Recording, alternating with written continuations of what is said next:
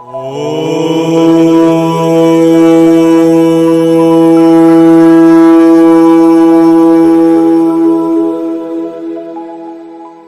ছোট্ট বন্ধুরা যারা 5, 6, 7, 8-এ এই মুহূর্তে যারা পড়ছো, তাদের অঙ্কে একটা বিশাল ভীতি থাকে। অর্থাৎ তোমরা যখনই অঙ্ক করতে যাও, তোমাদের মনের মধ্যে হয় কি যে এই অঙ্কটা আমি পারবো না, বা আমার দ্বারা হবে না, বা আমি কোনো মতেই অঙ্কগুলোকে করতে পারবো না।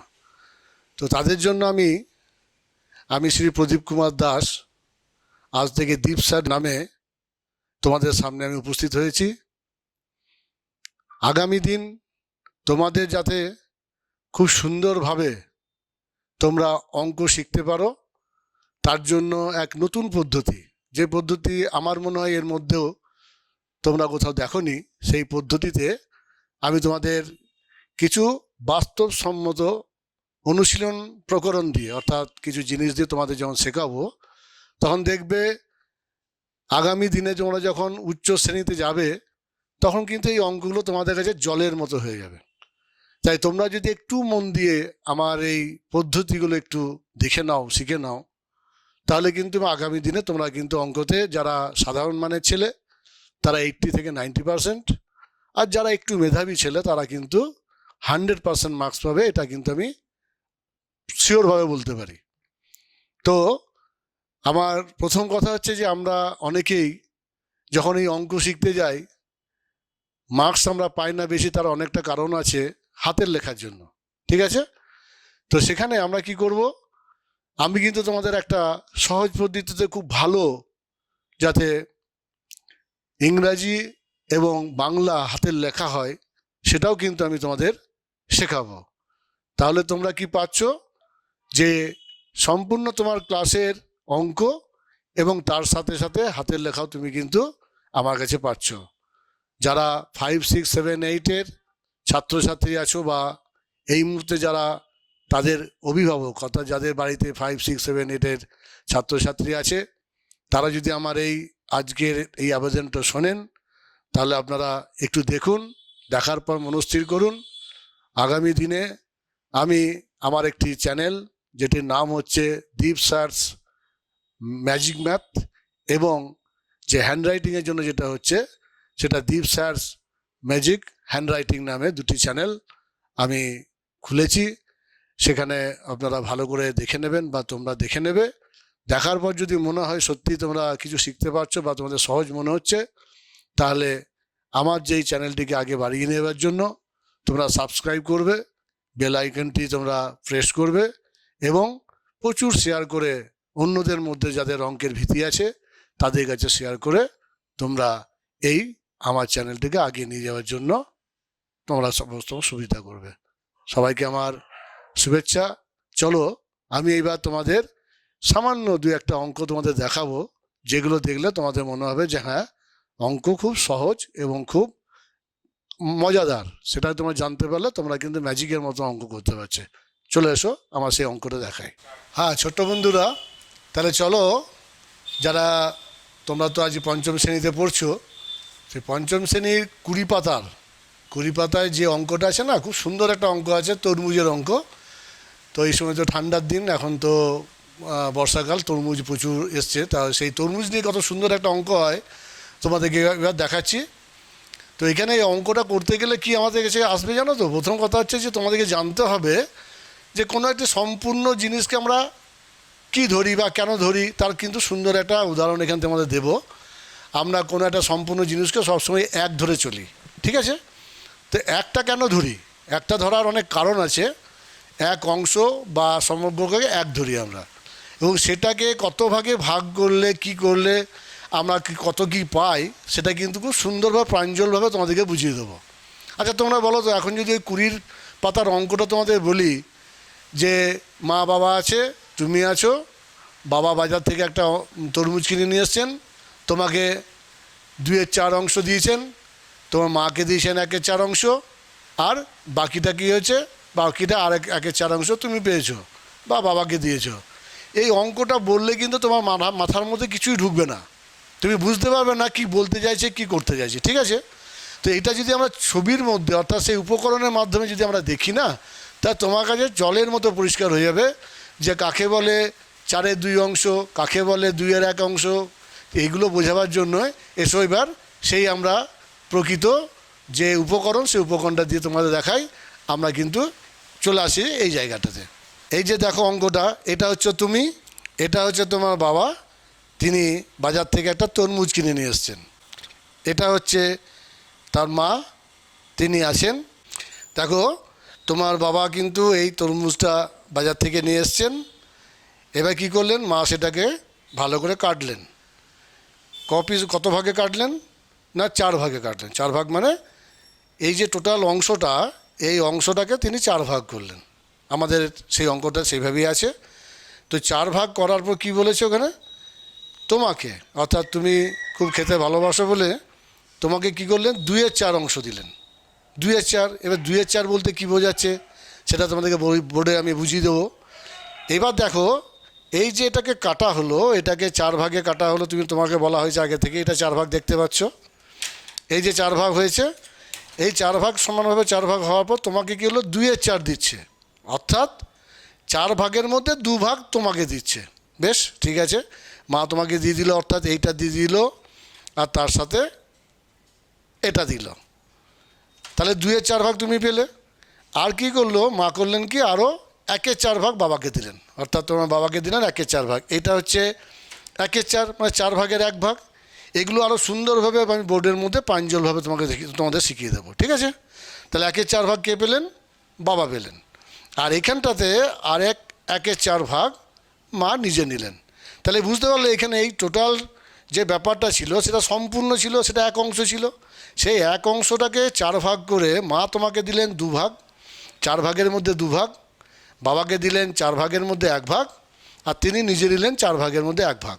এবার অঙ্কটাতে কী আছে বলো তো, অঙ্কটাতে আছে যে এই মুহূর্তে দেখাচ্ছে যে তুমি বাবার থেকে কত অংশ বেশি পেয়েছো, আর তুমি মায়ের কাছ থেকে কত অংশ পেয়েছো, আর 3 জনের মিলে আবার সে সম্পূর্ণ 1 অংশ হচ্ছে কিনা সেটা হচ্ছে বোঝার মতন একটা জায়গা। এবার দেখো 4 ভাগ করেছিলাম, সেই 4 ভাগের মধ্যে তুমি পেয়েছো 4/2 ভাগ। বেশ, এটা দেখলাম 4/2 ভাগটা। আমি দেখতে চাইছি যে আবার সেই আমরা ওইটা 1 অংশ পাই কি না। তোমার বাবা পেয়েছেন কত, 1/4 অংশ, এই 4 অংশটা জুড়ে দিলাম। মা পেয়েছেন কত, 1/4 অংশ, এটাকে জুড়ে দিলাম।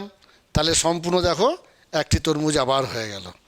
এর মধ্যে কিন্তু অনেক অঙ্ক আছে, এটা তোমাদেরকে আমি বোর্ডের মধ্যে সুন্দরভাবে তোমাদের বুঝিয়ে দিচ্ছি। এবার তোমরা বোর্ডের মধ্যে দেখো অঙ্কটা কিভাবে আমি করছি।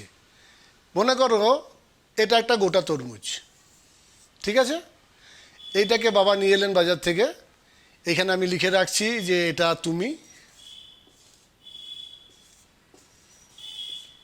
এটা হচ্ছে বাবা,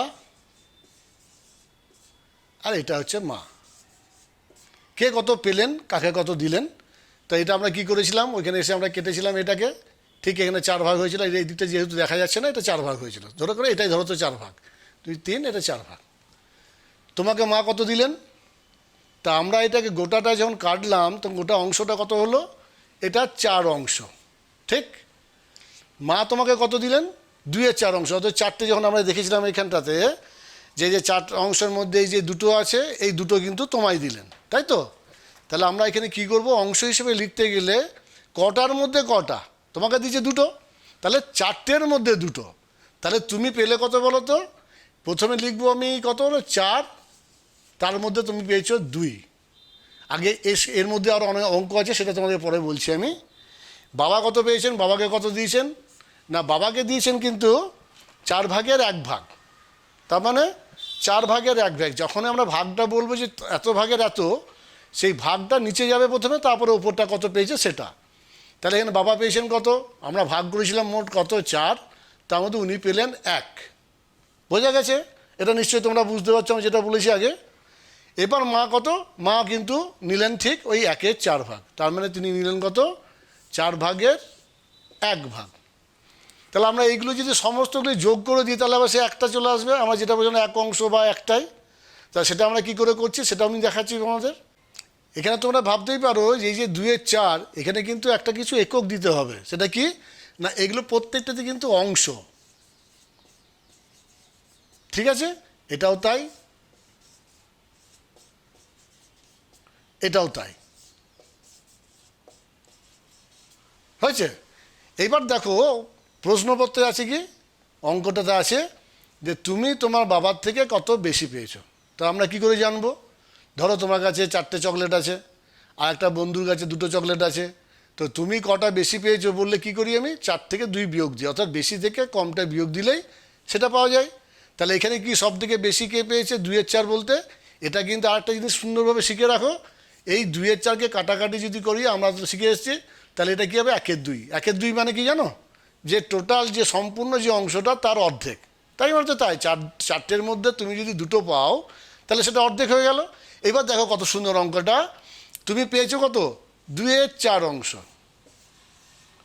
সেখান থেকে যদি আমি বাবার 1-এর 4 অংশটা বিয়োগ করে দিই, কীভাবে করি আমরা? এটা তোমরা জানো, বিয়োগ 1-এর 4। এখানে সুন্দর করে এটাকে কী করতে হয়? লসাগু করতে হয়। এটাকে ভাগ করে দিয়ে এটা গুণ করতে হয়, তাহলে 2 হলো, এখানে বিয়োগ করে দিলে 1 হলো। এটা তোমরা তো জানো সবাই, তবু আমি শিখিয়ে দিচ্ছি। তাহলে হলো কত?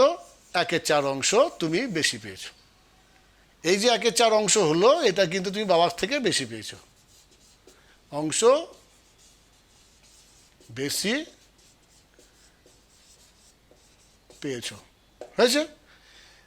তেমনই তুমি মায়ের থেকে কত বেশি পেয়েছো, ঠিক একই ব্যাপার। ঠিক এই 2-এর 4 তুমি পেয়েছো, মা তো 1-এর 4 পেয়েছেন, তাহলে এই অঙ্কটাই কিন্তু ঘুরে আবার এলো। সেটা কিন্তু মা তোমার থেকে কম পেয়েছে 1-এর 4 অংশ, আর তুমি পেয়েছো বেশি। তাহলে আমরা কি এখান থেকে কি বুঝতে পারলাম? যে সম্পূর্ণ অঙ্কটাতে টোটাল যে তরমুজটা আছে সেটা কিভাবে কোন অংশে আমরা ভাগ করলাম, বিয়োগ করলাম, সেগুলো আমরা পেলাম। তাহলে আমরা এখান থেকে বুঝতে পারলাম কি, কোনো একটি অংশ যখন আমরা অঙ্ক করব, মনে করো একটি বড় চকলেট আছে, তার আমি 1-এর 2 অংশ একজনকে দিলাম, তার অর্থ কী হলো? না, সেই চকলেটটাকে 2 ভাগ করে 1 ভাগ আমি তাকে দিলাম। আমি যদি বলি তাকে 3-এর 4 অংশ দিলাম, তাহলে সেটাকে 4 ভাগ করে 3 ভাগ দিলাম। যেটা আমরা বারবার বলবো যে 3-এর 4, 1-এর 2, 2-এর 4, এই মানেগুলো, অর্থগুলো আমাদেরকে বুঝতে হবে। এটা যদি বুঝতে পারো, এই অঙ্কটা কিন্তু, এই ধরনের অঙ্ক যা যা আসবে, তোমরা প্রত্যেকটি অঙ্ক সুন্দরভাবে করতে পারবে। তাহলে এখানে বোঝা গেল আমরা যে প্রশ্নপত্রটা হয়েছিল সেখানে আমরা এই প্রশ্নগুলো পেয়েছিলাম, এবং পরপর তোমরা যখন অঙ্ক করবে প্রত্যেকটি লাইন ধরে ধরে তোমরা যদি কাজগুলি করো, তাহলে কিন্তু প্রত্যেকটি অঙ্ক তোমরা সুন্দরভাবে করতে পারবে। তাহলে এখন এসো তোমাদের ভালো করে বুঝিয়ে দিই যে এই যে সম্পূর্ণটা এক অংশ, সেটা কি করে আসছে সেটা এবার তোমরা সুন্দর করে বুঝে নাও। মনে করো তুমি পেয়েছো 2-এর 4, বাবা পেয়েছেন 1-এর 4, মা পেয়েছেন 1-এর 4। সমান সমান আমরা বলতেই পারি, তিনটের জন্য একই আছে, লসাগু হলো আমাদের 4। আমরা নিয়মটা জানি, নিচের থেকে ভাগ করতে হবে, উপরে দিয়ে গুণ করতে হবে, তাহলে এটা হলো 2। এখানে ভাগ করলাম 1, যুক্ত হচ্ছে 1 দিয়ে গুণ করলে 1, আবার 4 দিয়ে 4কে ভাগ করলাম 1, 1 দিয়ে গুণ করলে 1। সম্পূর্ণ হলো কত? 2, 1-এ 3, 1-এ 4/4। 4/4 মানে অর্থ কী বলো তো? 4টেতে 4টে, অর্থাৎ এটা কাটাকাটি করলে এটা 1-এর 1 সমান হচ্ছে সম্পূর্ণ। তাহলে আমরা যে প্রথম অঙ্কতে গেছিলাম, এই যে তরমুজটা, এইটা হচ্ছে 1-এর 4 অংশ, এটা হচ্ছে 1-এর 4 অংশ, এটা হচ্ছে মা পেয়েছেন, এটা বাবা, আর এইখানে তুমি 1-এর 4 যুক্ত 1-এর 4, অর্থাৎ এই দুটো তুমি পেয়েছো, তাহলে তোমার হলো 2-এর 4, অর্ধেক। তাহলে এখানে টোটাল আমরা বুঝতে পারলাম এই অঙ্কটাতে যে ভগ্নাংশের যোগ কীভাবে করতে হয়, ভগ্নাংশের বিয়োগ কী করে করতে হয়, এইগুলো আবার যখন আগের প্রশ্নগুলো আমরা যাব তখন সুন্দরভাবে তোমাদের আমি শিখিয়ে দেবো। এসো আমরা পরবর্তী অঙ্কটা কীভাবে করছি তোমাকে দেখাই।